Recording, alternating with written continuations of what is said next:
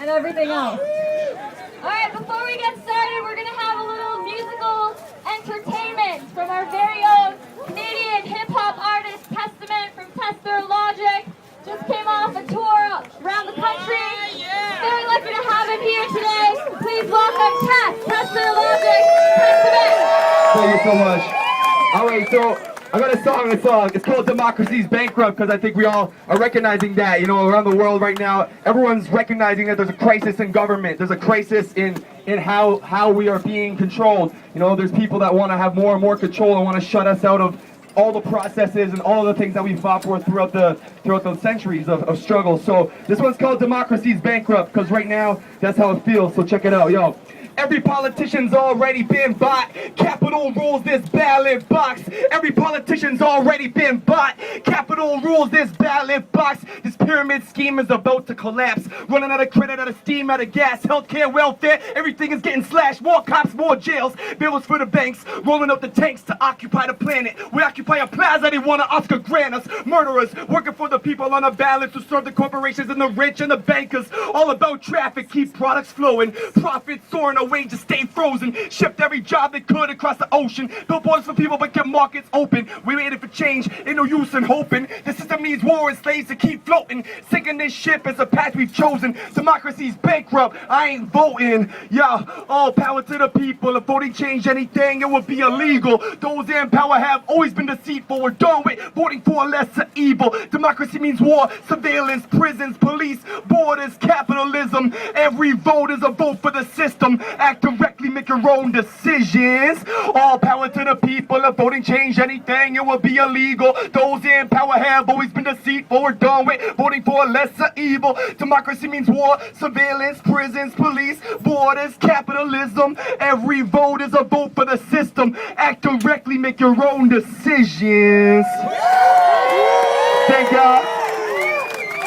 For real, that's what we're here to do. We're going to gather. We're going to make decisions collectively. We're going to have a participatory way of doing things, not this shut-out process that we're not even allowed to get close to the building. You know what I'm saying? It's like the people need to make their own decisions and make their own agendas for their own communities and stuff. So that's what we're here to do. Hopefully this will grow and grow, and people will start doing this in their communities, in their neighborhoods, on their block, whatever. You know what I'm saying? Start making decisions as individuals and as collectives instead of entrusting these politicians, these representatives, because we all know they don't represent us. They don't represent us. They represent their own interests, and that's how they always roll. So yeah, shame on them for trying to take our power and represent us. They don't represent us. We gotta represent ourselves, y'all, for real. Thank you so much. My name's Tess from Tester Logic. I'm gonna hand the mic back now. Thank you. Give it up. Now, is Veronica in the house? Veronica. All right, well, we're going to keep going then. Thank you, everyone, for joining us today for this important event to stop Harper and demand real democracy now. Let me hear it. Stop Harper! Stop Harper! Real democracy now! Real democracy now! Yeah. First, I'd like to acknowledge that we're on Indigenous territory. And we would also like to thank all the organizations that helped make this happen and have been supporting us. Occupy Toronto, we put on the rally, but also there's occupiers from across, that walked across from BC who we'll hear from as well. But our financial contributors, are Ontario Federation of Labour, give it up. United Steelworkers National Office. United Steelworkers District 6. Canadian Auto Workers Union. And the International Brotherhood of Electrical Workers 353.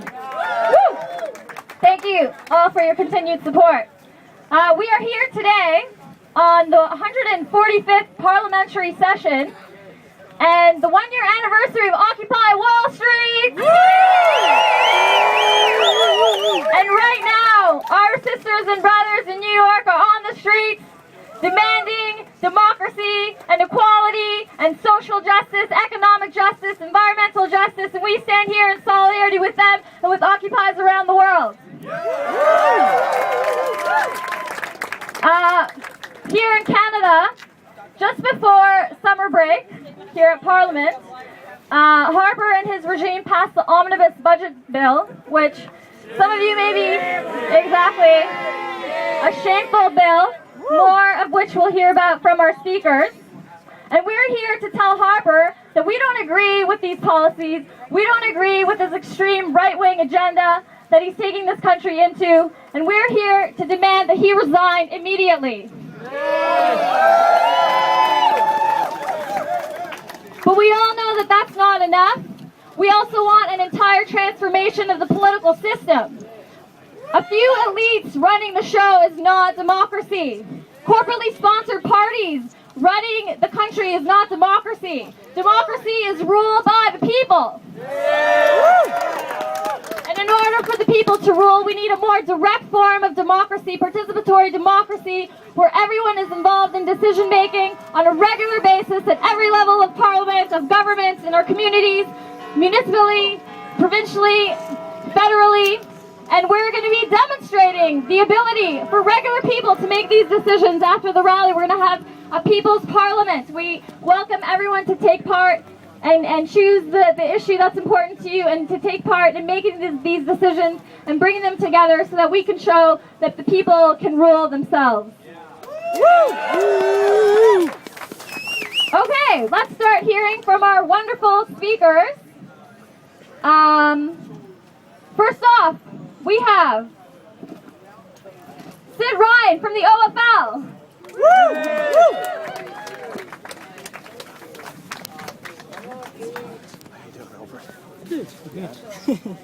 Okay, I want to say first off to the Occupy movement, I want to thank you for the brilliant work that you've done over the last year. You have managed to frame the debate in this country and outside of this country, the United States, and indeed across the world. And by that I mean you have managed to encapsulate in your message a very simple message about the 99% versus that 1%. And when you break it down, what does that actually mean? Well, you should take credit for the fact that Barack Obama has in fact encapsulated your message as a central theme of his campaign. Going after the corporate sector, going after the taxes from the public that we put into the corporate sector, and they're not reinvesting that back in putting Canadians back to work. You have encapsulated the message of corporate greed, which he himself is talking about, and indeed, even in this country, we now have Mulcair, Tom Mulcair is beginning to take that message to Harper in every one of our constituencies across this country. And that message is very clear. He talks about the Dutch disease, where we see a massive increase in the Canadian dollar as a result of the obscene investments in the tar sands, artificially driving our dollar up and actually killing manufacturing jobs across southern Ontario and indeed across Canada. That message is beginning to resonate, but at the same time, people accuse the movement of saying that somehow your message is diffused. Well, not really, because also part of your movement, you've been complaining about income inequality and poverty in our nation. That was a central theme of the Occupy Toronto. There's no question you were indeed showing there's a different way to deal with people with physical and mental disabilities who are living on the streets of Toronto. You took them into your community and you actually set up a model community to show how we have a responsibility, each to one and one to the other, and that everybody should have an equal opportunity at getting ahead in life. And we should not be marginalizing people based on the fact that they may live in social housing, or the fact there are 360,000 people on the waiting list in Toronto for a social housing home, an affordable home. That's a message that you began to take to the streets. And yes, some people in the media said that your message was too diffuse. I tend to disagree. And as a matter of fact, when you talked about access to the healthcare system and privatizing of that healthcare system, thereby setting aside a system for the rich, which will always be well looked after, and then there's the rest of us who are left with a poor, inefficient system. You also highlighted those particular issues. And then, to add icing to the cake, if you will, you had Mark Carney, and he's no raving socialist, I can assure you, the governor of the Bank of Canada. Just last week, 2 weeks ago, He came out and basically echoed your message that the corporate sector are taking money from the public sector in terms of corporate taxes and not reinvesting it back into Canadians. For example, why can we not have free tuition, free post-secondary education in this country? If we can invest $20 billion in the military and in F-35s, why can't we invest a couple of $1 billion and allow every working class kid in this country to get a post-secondary education so they can compete in those jobs that we're all so desperately striving for? Why are we building an economy that has the lowest common denominator as the creed? Why is it that Harper and Hudak in Toronto, two conservative neocons if ever you saw them, why are they talking about that we need to be able to compete with jobs in Indiana where they pay a minimum wage? Why aren't we saying we should be competing with the best in the world by educating our young people and preparing them for the jobs of the future and giving them a good start in life? So my friends, your message is resonating. Believe me, I was at a meeting just last week with the Council of Canadians, and we had 100 organizations, including Occupy, civil organizations, who are putting together a massive infrastructure, a massive common front across this country in every single province. And the objective is to get this guy out of office. We're playing the long game, my friends. These kinds of demonstrations are very, very important. But we also need to know that the long game is very important. At the end of the day, we need to turn this into electoral success. We need to vote this bum out of office. And the sooner we can do that, the better. And we can do it with your help. We can do this with your help. So I'm going to leave it at this to say thank you very much for framing this debate.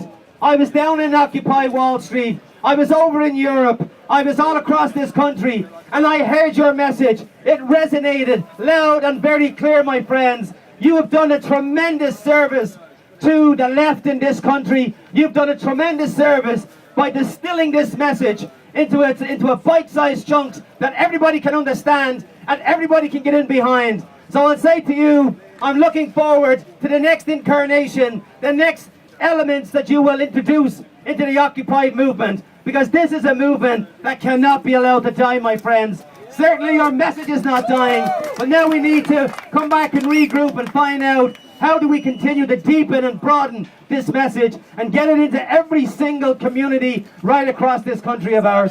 So thank you very much, my friends, for doing that. And one last message just before I leave. I really admire the way you brought in our native communities, our First Nations. You were the first ones to really give them prominence in this country. You did a fantastic job. Seriously, to see the way you embrace the First Nations, our Aboriginal peoples, was something to behold. We have a lot to learn from the Occupy movement, and certainly Harper has a lot to learn on how to deal with our First Nations peoples. So thank you very much also for putting that on the political agenda in this country.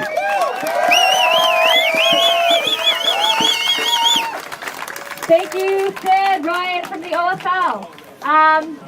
And along those lines, we are going to now hear from Vanessa Gray, who is from Amjanan First Nation, and she's come all the way from the Sarnia area to share her experience being an activist and talking about issues affecting her community.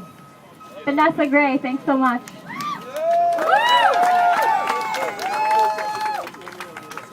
I want to start off by asking every single person here to take a deep breath. Take your deep breath. Now calm yourselves. Okay, so was that nice to take that deep breath of fresh air and feel good about yourself? Yeah? Well, I can't do that on my land. You know why I can't do that on my own land? Because I have 63 refineries around my land that just pollute my water and my air. Cancer is something that I have to deal with every day because there's not one person that I know on this reserve that has not been affected by it. So, what I'm here to say is that Harper has also said that there's not such thing as wet colonization in this country. I don't know if it's just me, but I'm pretty sure that's a lot of racism going on too. Hey, true. There are environmental distress in my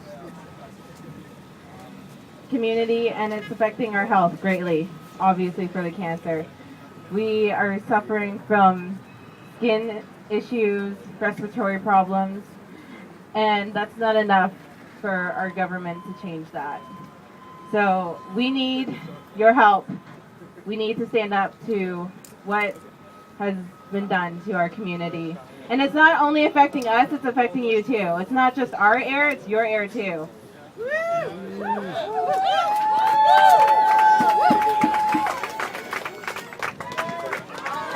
Sarnia has been called the most polluted place in North America. Do you guys have you guys heard that before? If you haven't, I'm not surprised because that's something that they don't like to tell you, but I'm telling you today. And I want you to do your research and help us out in our community.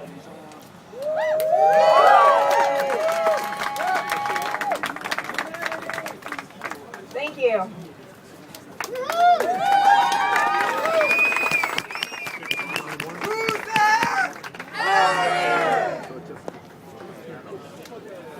Our air. Who's there? Ours air. Our air. Thank you so much, Vanessa Gray, young activist from Amjamong First Nation.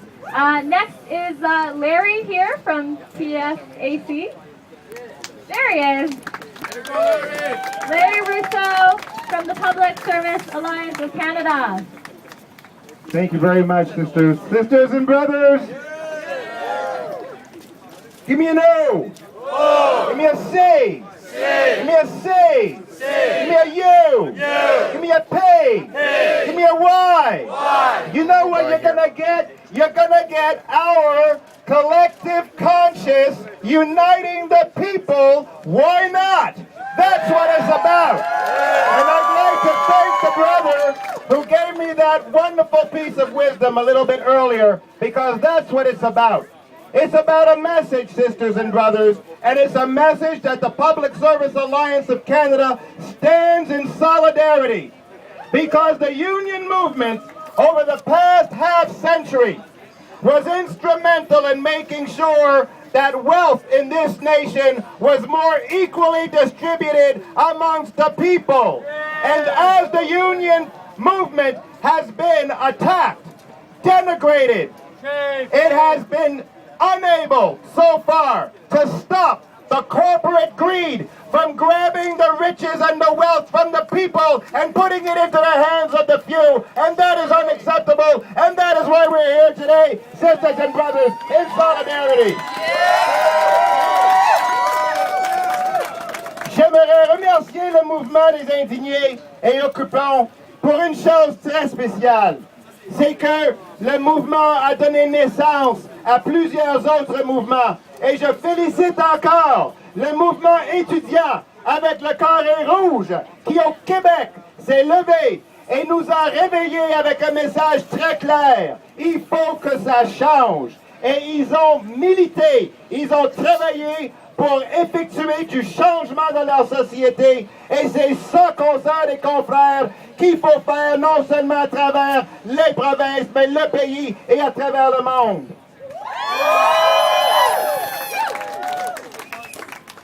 Just in concluding, the collective conscience is a very powerful thing, and I too would like to recognize that we are on Algonquin territory, and that grandfather commander who left us just over a year ago, he told us the prophecy will start to come true. The prophecy of the 7 fires is with us, sisters and brothers, and it is collectively in our consciousness that we will be aware of the injustices that our sisters and brothers in Ottawa and across this nation are suffering because of corporate greed. The whole thing, every reason why we are here is because of corporate greed. And the Prime Minister, who is in that office across the way, is the major puppet responsible for ensuring that corporate greed will destroy this country. And we're not going to take it. We are not going to take it. So we stand in solidarity. Solidarity. Solidarity.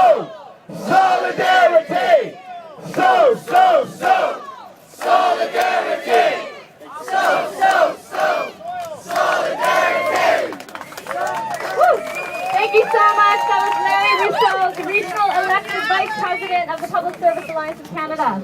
Next up, we have Josephine Gray. Sorry for the lack of timing. Josephine Gray is the founder of Low Income Families Together in Toronto. She's a prof. She's been teaching lots of people, and we're very lucky to have her here. Thank you. I'm also a student, and one of the reasons I'm here today is I'm also the mother of a student. And my daughter will be in debt for the rest of her life because she got an education here. And as far as I'm concerned, from my generation to her generation, this country has been taken apart, and my children and my grandchildren have been ripped off and robbed of everything that my generation built and the people who came before us. I absolutely refuse to sit down and allow this to continue. This is a country of many people from around the world. It is a country that should have been more so inclusive of the original people. And I believe, as the brother said before, that the prophecy of the First Nations people about people coming together to begin to heal the planet has to begin to start now. All of a sudden, Canada's gone from being a champion of human rights to being a destroyer of human rights. And don't think that we're scared. The suffering in this country is outrageous, but we're just not allowed to talk about it because they like to keep up the lie that this is the best country in the world. That was a long time ago, people. I want to also come today to say that I'm so proud of the Occupy movement, and I don't care who rolls their eyes and twists their tongues and says, oh, their message wasn't clear. Well, how do you be clear when your entire world is being taken to pieces by a small minority who are attacking us on every single front? How clear can you be? Because it's not a simple problem, it's a complicated problem. There are very many different kinds of people in different situations that are affected by all this, and I'm very proud of Occupy for opening up the space to talk about it, to put on the table the fact that the 99% are being robbed on the behalf of the 1%. I'm proud of them for making that part of everyone's thought pattern, and we have to build on that. We have a duty to build on that. This country not only signed human rights treaties which make it the responsibility of our government to protect, defend, and uphold all of our human rights, indivisible, interdependent of all people in this land and around the world. We also, because of those treaties, have a responsibility to uphold and protect those same human rights. And if that means getting this government out of office because they violate human rights, so be it!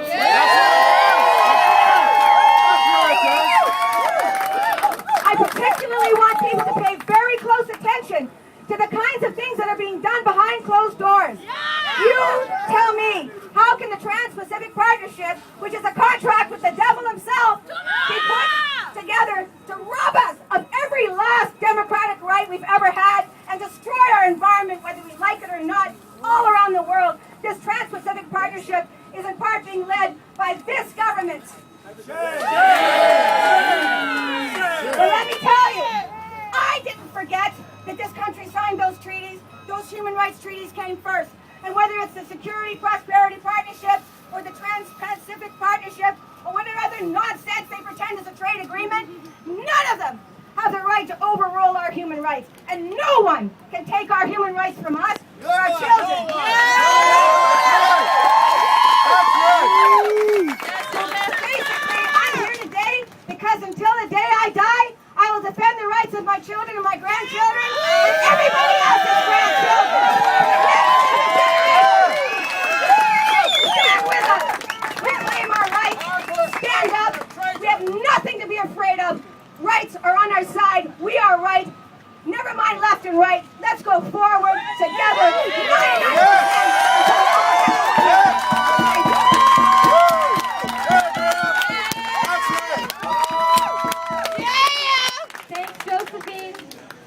next we have Dennis Howlett from the Canadians for Tax Fairness. Dennis, you're right there. Thank you. I'm here today to remind us that just before summer break, this Parliament passed an undemocratic and completely unprecedented omnibus budget bill. It made tens of billions of dollars of social program cuts. And the deepest cuts are in the social program areas: pensions, Aboriginal rights, and all kinds of other and changes to employment insurance. And they made hundreds of thousands of job cuts. But that is just the beginning. They are now going to introduce another omnibus budget bill.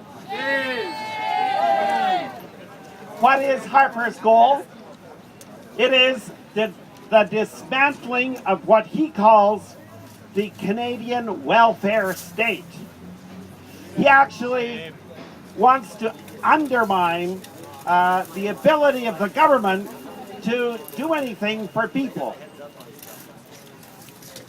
But when he became Prime Minister, he is using the deficit as the excuse for all these spending cuts. But when he became Prime Minister, there was $13 billion surplus. What happened? He gave the money away in tax cuts. That's why we now have a deficit.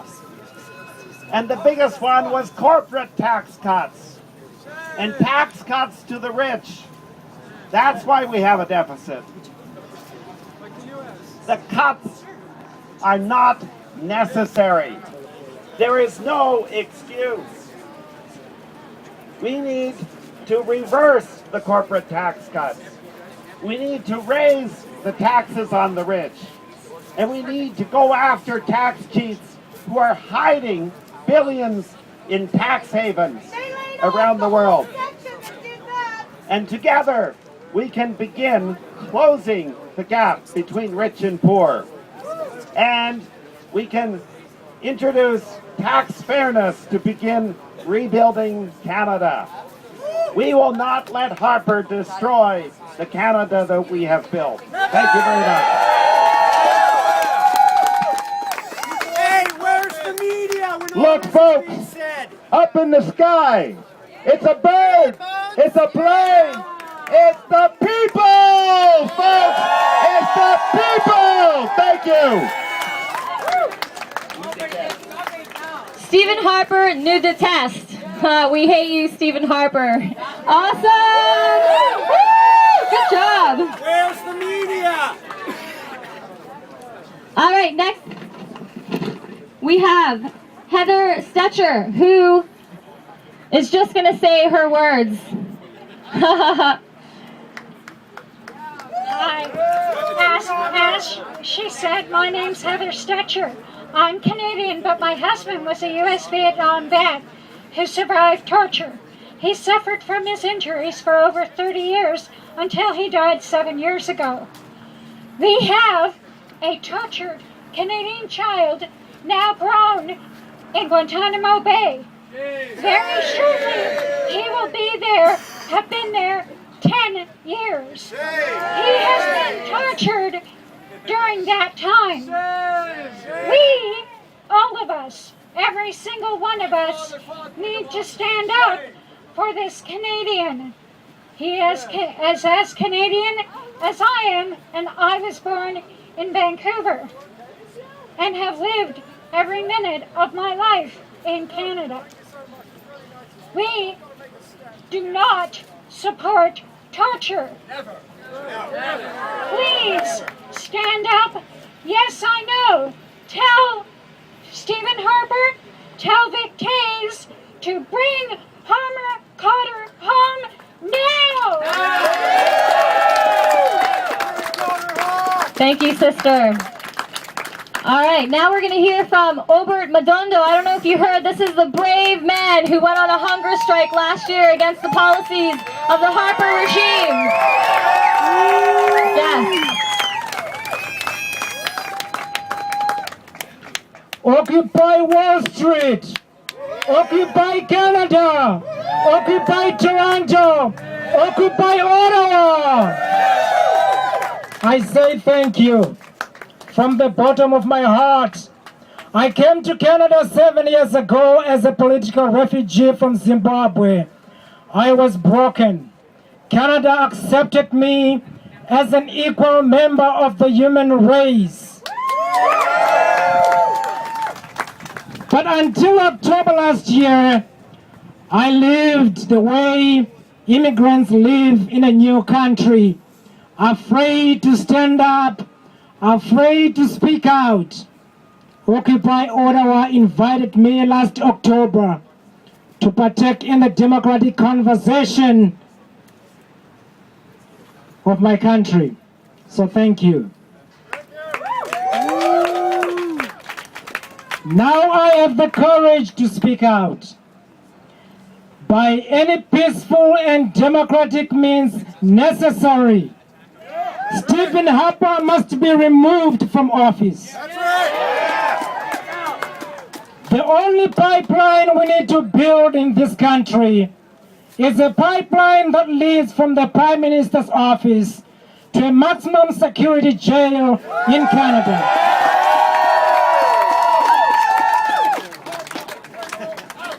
For 86 days, I protested on a hunger strike against Crime Bill C-10.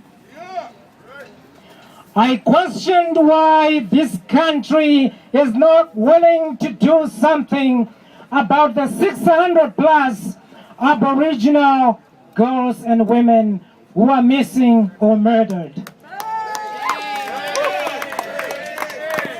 I questioned why Stephen Harper is running Canada the way Robert Mugabe, the dictator of Zimbabwe, is running that beautiful African country.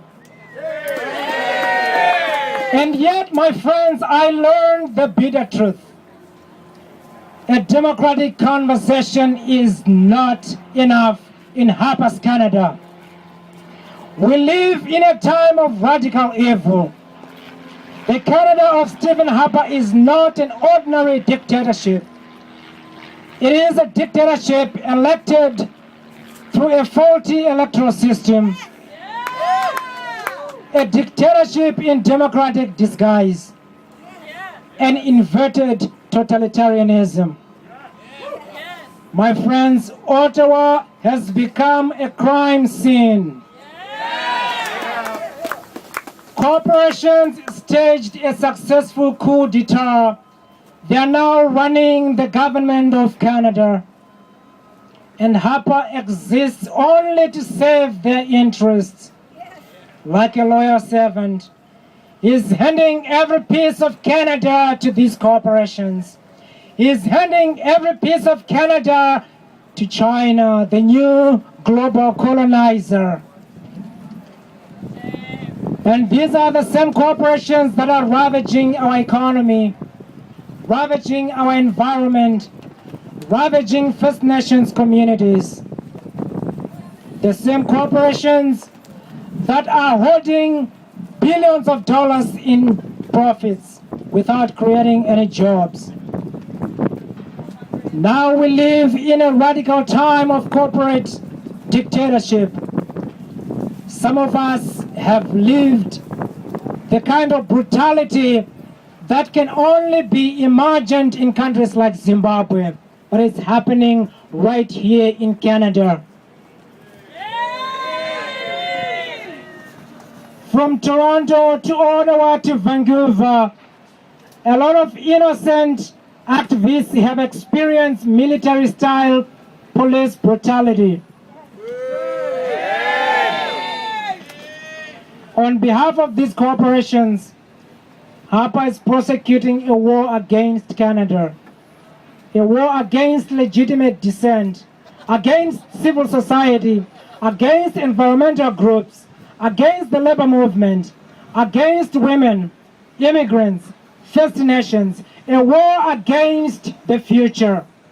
And yes, my friends, there is an implicit yet undeniable racism in the government's actions and policies. Canadian democracy, I would argue, has reached its greatest hour of need. By allowing Stephen Harper to stay in power one more day, we allow more legislated attacks on our democratic institutions, values, and civil liberties. We allow the state to oppress the vulnerable groups that we are supposed to be protecting.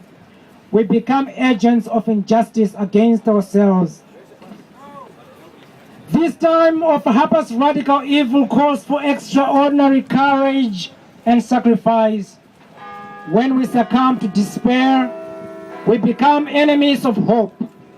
When we yield to the poison of state violence, we become complicit in injustices committed in our name. Democracy should never yield to tyranny.